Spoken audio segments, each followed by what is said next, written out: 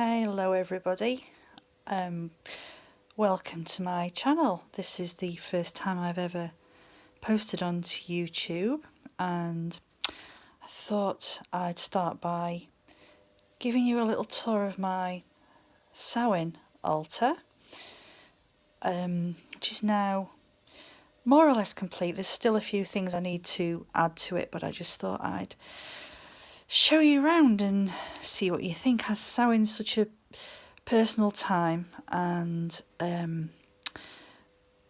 such an intimate time for witches, very sacred, and it's quite hard to talk about in some ways. I lost my beloved mum on Mother's Day last year, so she now finds herself on my ancestral altar, which is heartbreakingly sad, but at the same time I'm honoured to have her there. So okay, thought I'd start by showing you around. So on my altar I have some things that I use in my everyday craft, but I've brought to the fore for Samhain. So I have my lovely silver pentacle that I always have on my altar and that I use to meditate on a daily basis. I've also got my teeny tiny crystal ball that I do use for divination and for scrying, and in front of that is a spell candle that we actually created at our regular pagan moot earlier this week. The candle holder was made for me by a very dear sister in the craft. I have my favourite little skull that I actually bought in a seaside junk shop of all places, but he's very cute and I do like to have him with me during workings during Samhain.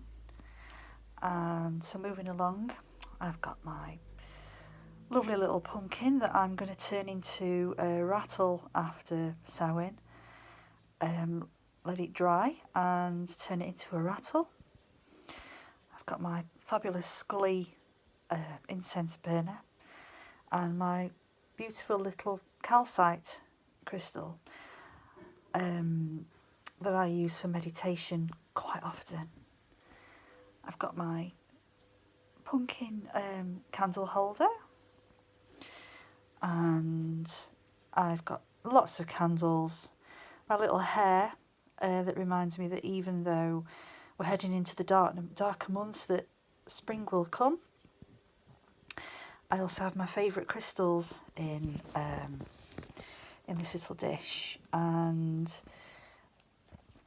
this is my prosperity pouch that I use quite a lot and that has brought me lots of good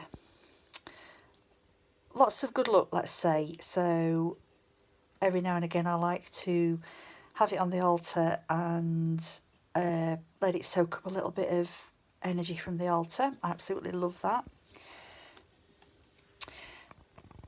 Okay, we're getting to my ancestors now. The lady on the far right of this picture on the front row is my Nan, who lived and worked in Sheffield during the war. She helped in the munitions effort, and before that she worked in a cutlery factory, and here she is with her colleagues.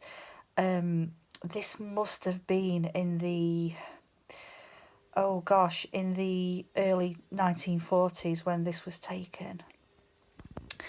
And in front of my roe deer antlers are my beloved ancestors. My mum's on the far right hand side at the bottom, and at the front she's with my Nan and my great auntie. And here she is again after she'd just had my brother, my granddad, my aunt and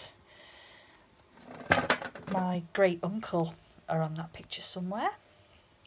There's also my great grandparents in the bottom left hand corner, and there's my husband's late parents and his doggy as well. on the altar.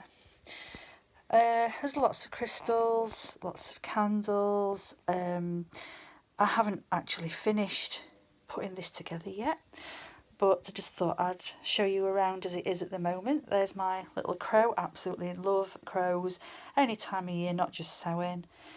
My beautiful bee, bees are my spirit animal, and I have them all over my house in some shape or form. My beautiful rose quartz crystal skull that I use every day in some way.